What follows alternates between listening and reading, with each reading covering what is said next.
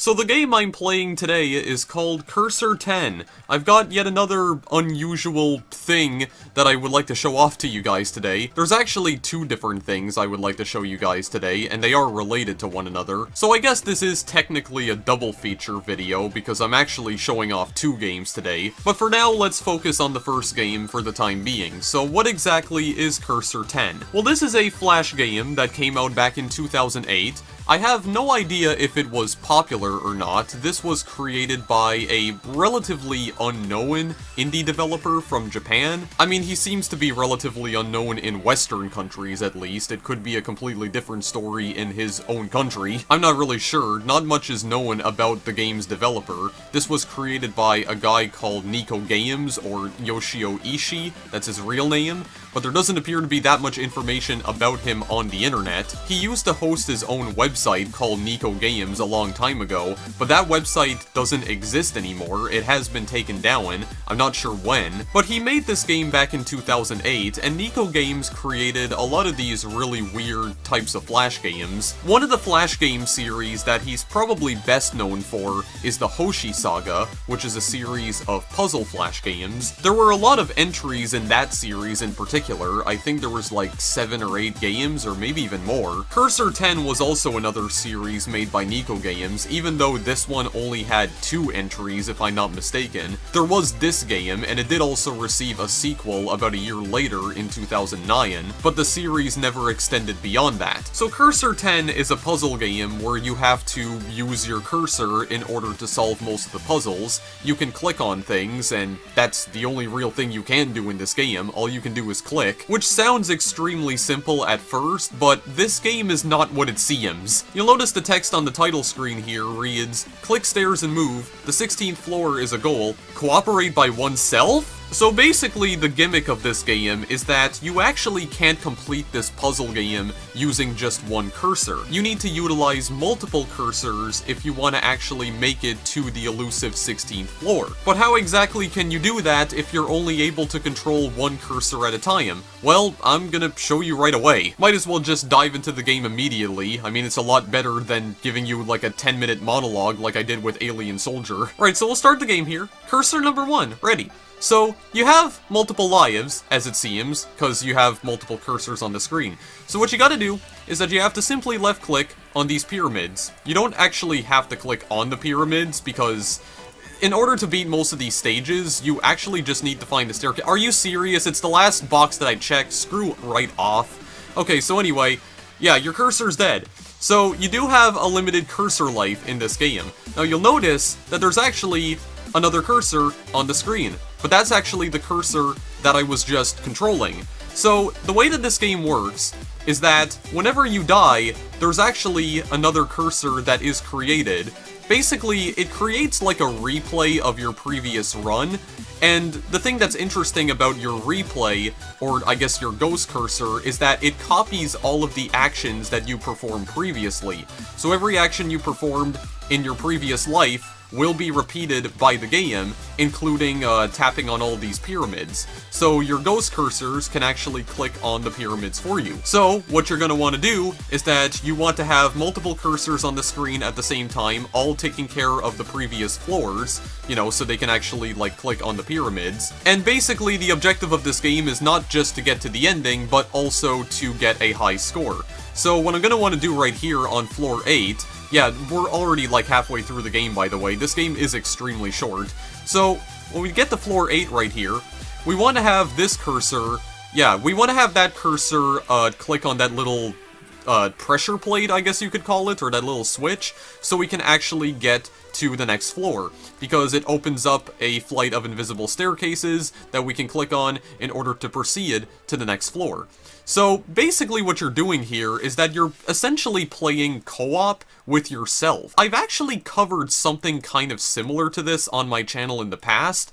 You might remember when I played a game called Cursors.io. That was back when I used to play .io games very often on the channel. Speaking of which, this is kind of off topic, but I would really like to revisit some .io games at some point. I would actually like to get back into playing them. There have been a few that I was looking at a couple years ago, and I would actually like to maybe cover them at some point in the future. I don't know if anyone would actually be willing to watch a video of a .io game in 2019, but who knows, maybe there are some, those types of people out there somewhere. And actually, that kind of makes me wonder if this is where Cursors.io got its inspiration from, because this is basically Cursors.io. Multiple cursors working together in order to overcome various challenges, except you're essentially cooperating with yourself. Your biggest enemy in this game is essentially yourself, and not other people who are unwilling to cooperate with you. So you have all these cursors moving around, so these are all of my previous runs. What we have to do here on floor 10, that we have to click on this box 99 times in order to open up the staircase. In order to accomplish this quickly, we just simply need to have multiple cursors clicking on it all at a time in order to make the process go faster. Also, I do need to actually wait. Again, because I kind of hesitated actually clicking on that pressure plate, I do kind of have to wait a little bit. So you can see, I can click on all these pyramids if I want, but I don't actually have to. It doesn't save your high score if you do get a game over, though. I think the only time it'll actually save your score is if you decide to, like, return to the main menu. Like, if you decide to quit at the very beginning of the game, for instance, or at any point in the game, really, before you lose all your lives, then it will save your high score, but if you get a game over, it just resets the game entirely for some reason. Wow, dude, my luck is just terrible! Again, it's the last box that I check. What in the world? Yeah, by the way, the placement of the staircase in floor 4 is completely random. It changes every time you play the game. I actually haven't managed to beat this game before, just so you know. I also have no idea what the purpose of this switch is right here, because it doesn't even seem to do anything. It maybe opens up something at a later floor, but I haven't noticed anything. Like, I don't notice any changes whenever I press it. So I'm just gonna open up the pathway for my other cursors, all the cursors that'll be joining me here. So yeah, you're essentially this is like some time paradox weirdness going on right here. This is essentially what this is. That is essentially what Cursor 10 is all about. It is a really bizarre little Flash game, and I've heard about this game in passing. That is kind of why I wanted to cover this game, because I do remember hearing about this in passing a while back, but I never actually knew what this game was. The way I heard about this game was actually through a book. I don't know if you guys have heard of this book before, but there's this book that was originally published a few years ago called 1001 Video Games You Must Play Before You Die, and there were like 2 different editions of the book that was published, one in 2010 and another one in 2013. And the 2013 edition of this book actually has an entry that covers Cursor 10. That's where I initially heard about this. I heard about this game through that book, and I was like, what the hell even is this? And yeah, it's I think this is basically where Cursors.io got its premise from. I think this is essentially the Flash game that inspired Cursors.io. I wouldn't be surprised if that's where that game got its inspiration from, because this is essentially what it is. You're essentially playing co-op with yourself. That's basically what Cursor 10 is. You're playing co-op with like 10 different copies of yourself, trying to perform various tasks, and it's difficult as balls, man. Like I said, your biggest enemy in this game is yourself, because if you're going slow, then all your ghost cursors are going to be moving pretty damn slowly as well. So I think, yeah, I think I'm just gonna like, I'm using like left click and also my trackpad to click on all that stuff as fast as I can. In order to open up the staircase to the final floor, you need to press all 3 of those switches at a time. Like, you need to press down on all 3 of them at a single time. You're gonna need 3 cursors in order to accomplish that. So you know what I think I'm gonna do? I think I'm actually going to reset, because I would like to try and at least get to the ending, to see if I can do that. In the meantime, okay, don't have the terrible... Okay, my luck wasn't as terrible that time, but my god, what are the odds? What are the odds of me looking at it in the same, or like getting the very last box twice in a row? If that happened like a 3rd time in a row, I would have been extremely mad. I already don't remember where I put it, actually. Where was it? Oh, it was over here. Okay, so at least floor 8 has already been cleared completely. So what I think I'm gonna do, I'm just gonna go up here, there we go, so I at least remember where it was. There we go. Hit that staircase, because I'm not gonna be able to go through it myself on the current life that I'm at right now. As soon as I move off the switch, yeah, the staircase is just gonna disappear. So, I have to wait for that, I have to go up this way, It's also kind of hard to see where you are sometimes, because a lot of your cursors are just, like, obscuring the view. I gotta tap as fast as I possibly can. There we go. I don't know if that's gonna be fast enough. I mean, I could probably... Okay, well, I was able to get the floor 15, but I think I'm gonna need to tap that a little bit faster. Yeah, I'm using a combination of, like, my trackpad and also, left-clicking on my mouse here. There we go. Gotta get on through. Gotta get on through. Okay, so... Probably if I get to this fast enough. Okay, so there's the first one at the very least. Okay, I have to get there by at least 100 seconds. Oh god. Just click on this. Of course, I could wait for the other ones to come around. I think this will also work if we just hold them down as well. I think that will work, if I'm not mistaken. I don't think we actually need to, like, press down on them all at the single time. We just need to be holding them down. I think that should be sufficient enough. I'm just trying to get to the end of the game, because I actually haven't seen how this game ends, not in the original at the very least. Yeah, so we're gonna see how exactly this ends right here.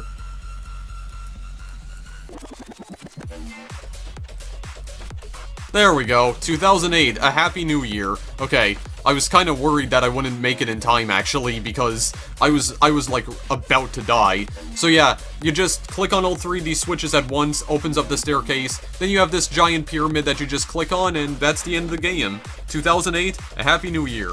And there's some Japanese text that I do not know how to read. If anyone knows how to read Japanese, please feel free to tell me, well, feel free to tell me what it says, but also please tell me what it says, because I would like to know, unless this is what it means right here, a Happy New Year. Yeah, this game was created around the very beginning of 2008. It was like early January. I think the date that this game came out was January 4th, 2008? So yeah, we made it to the end of the game. The only real objective here is to try and get a high score, and there is a specific high score that you can get. Like, there is a highest high score, and I'm pretty sure there exists videos on YouTube showing some people getting the maximum high score in Cursor 10. If I remember correctly, I think the biggest score you can get in this game is 288, if I'm not mistaken. I could be wrong about that, or maybe it was 278. I have no idea. There's my high score, 129. Some people have probably been able to beat that before, though. Yeah, so that's pretty much all there is to say about Cursor 10, guys, but it's still a really interesting concept for a puzzle game. You have to essentially cooperate with yourself, create ghost cursors, like ghost copies of your cursor, and have them cooperate with you. I mean, how much they'll actually be willing to cooperate with you depends on how you performed in your previous run, because like I said, the ghost cursors are essentially copying your every move from your previous run, including all the pyramids you clicked on and whatnot. So it's a really unique concept for a puzzle game, and it is something that has definitely been copied before, like with Cursors.io for instance. And actually, there's another puzzle game I'd like to do a video on soon, which essentially has the exact same premise. It's all about, like, creating time paradoxes and whatnot. It's something that I've been looking at for a little while now.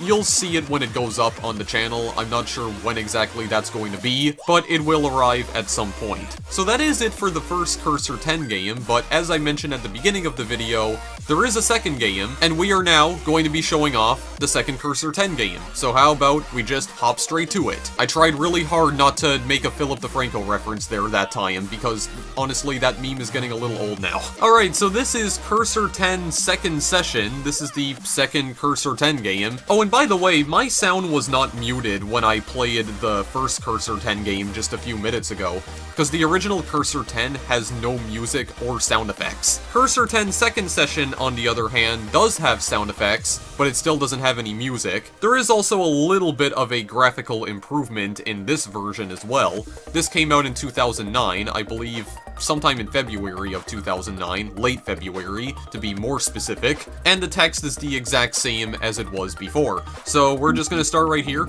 So once again, we have 10 lives. We have to try and click on all the pyramids, even though this is not required. Please don't give me terrible luck. Okay, well that was still kind of terrible luck, but it's not as bad as it could have potentially been. I think it also gives you a bit more cursor life as well. Like, I think it does give you a bit more time to actually click on all the pyramids. Okay, I just got impaled with a spear. That's actually going to be necessary for something later on. Actually, I should just do this right now. I should get another one of my cursors killed. Yeah, that will kill me instantly, by the way. However, if I time it just right, as you can see, there's a key in the center. I have to actually go and pick up the key. Okay, well, I don't know if this is a good idea to have the third cursor pick up the key, because I don't know if this is actually gonna be, viable at all. But yeah, you have another one of these. Yeah, because you need to use that key in order to, open up this staircase right here. But I feel like I could potentially go a lot quicker. I think what I'm gonna do is that I am actually going to kill myself again. I don't know if this is, like, the optimal strategy at all, but if I go fast enough... Yeah, because there's only one spear that can actually appear at a single time, which also gives you the opportunity to click on all the pyramids that are inside that, that little, like, circle. Yeah, since there is only one pyramid, or, sorry, not one pyramid, one spear that can appear at a time, it does give you a little bit of time before the spear burrows back into the ground, and then it kills you again. I am going to take care of the pyramids on the side right here. There we go, boys. Yeah, also get the pyramids right here as well. I don't know if I can actually just go straight. Okay, no, I cannot go straight to the finish, because we're gonna wanna, yeah, we're gonna wanna get these. There's another floor where we're gonna wanna, you know, hit switches all at a single time in order to move on. So get the key, please. Thank you very much. Thank you very much.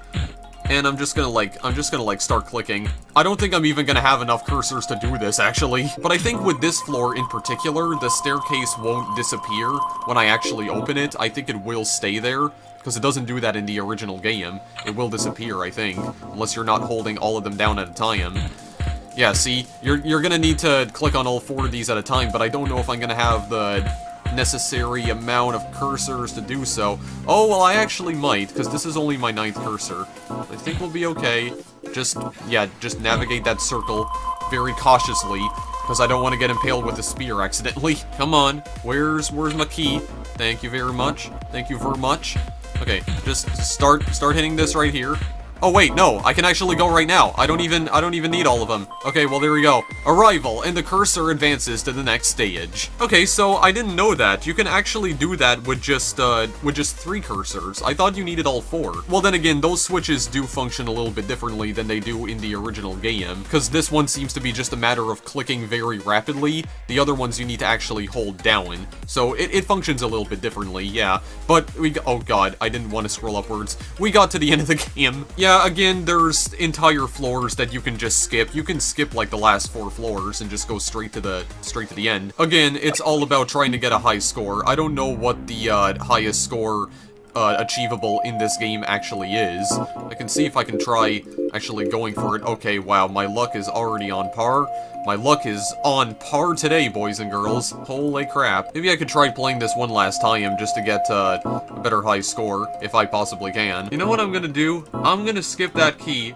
I'm just gonna go up here and hit those. You can actually go back to floors that you've already beaten. Like, you can actually return to previous floors at any point in time. And actually, I think it's better if I just do this. Here.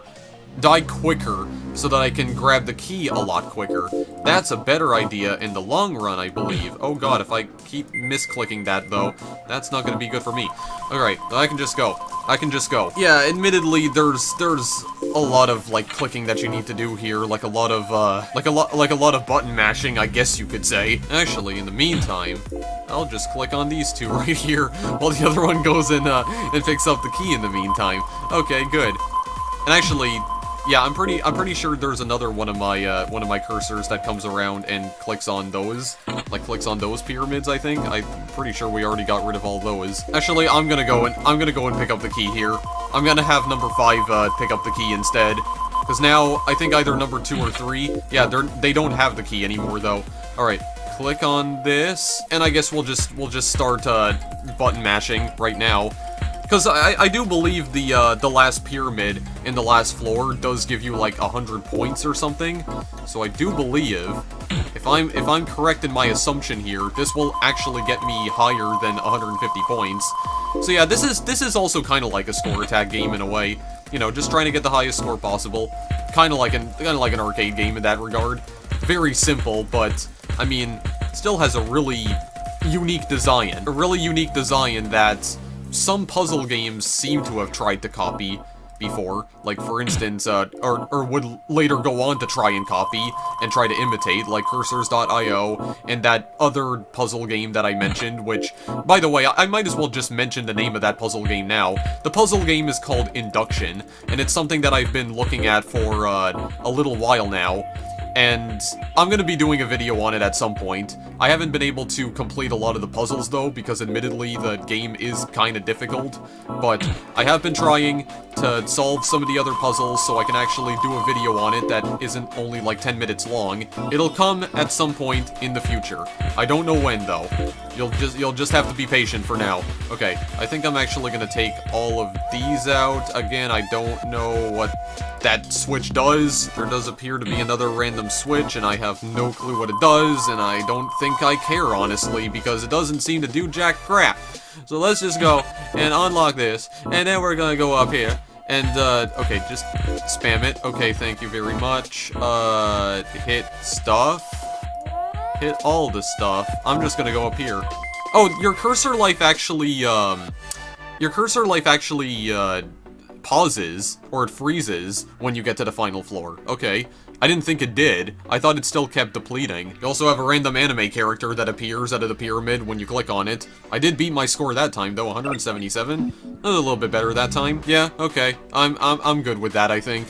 I think I'm good with that. Alright, well, in that case, guys, I think I'm actually going to leave this video here, because that's everything I wanted to show off regarding Cursor 10, or the Cursor 10 games. That's literally everything. Yeah, so there's some pretty simple little Flash games, but I mean, their concept is really unique, man. Using past versions of yourself to solve puzzles, essentially single-player co-op, it's certainly an interesting concept for a puzzle game, but I haven't seen, like, any major puzzle game try to tackle this sort of concept head-on, or, like, create its own, like, rendition of this sort of puzzle design. Like, the only puzzle games I can think of that have attempted to copy this sort of design before is, like I said, Cursors.io and Induction, but that's pretty much it. It just seems to be like the very small puzzle game titles that don't seem to have received a lot of attention. But yeah, that's essentially Cursor 10, guys, a game about, I guess, time travel and time paradoxes. Pretty cool concept for a puzzle game, despite the game itself being overwhelmingly simple, but it does really encourage you to think outside the box. Like, you need to plan your every move, pretty much. Which cursor should you have pick up the key first? Like, which plan is going to get you to victory a lot quicker? The game definitely gets easier when you have more cursors helping you out, that's for sure. And the entire point of the game is using multiple cursors to guide you to the end, because the game is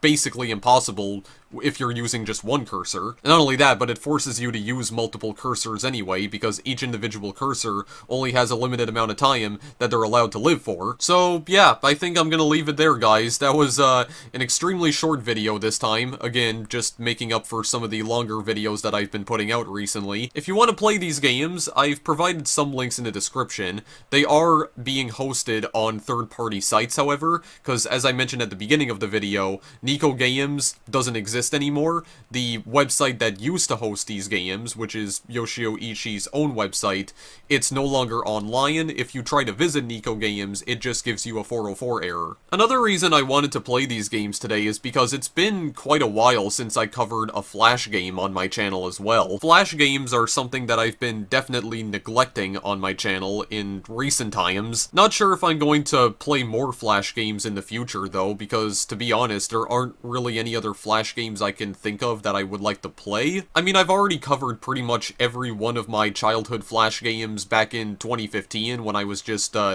going through what I personally like to call my mini-clip phase, back at a time when I was playing a lot of games from mini-clip on my channel, getting myself reacquainted with all of the Flash games that I grew up playing, because mini-clip was like a huge part of my childhood, but there's not really anything else from mini-clip that I would like to cover, because I think I've pretty much played everything I've wanted to cover from that site at this point. But if I can think of some other sort of Flash game from my childhood that I haven't done a video on yet, if I can think of anything, then I'll probably do a video on it in the future. Anyway, I think that's gonna do it for me for now, guys, so again, if you want to play these games, links in the description. Thank you guys as always for watching, and I will see you in the next video I make. Later!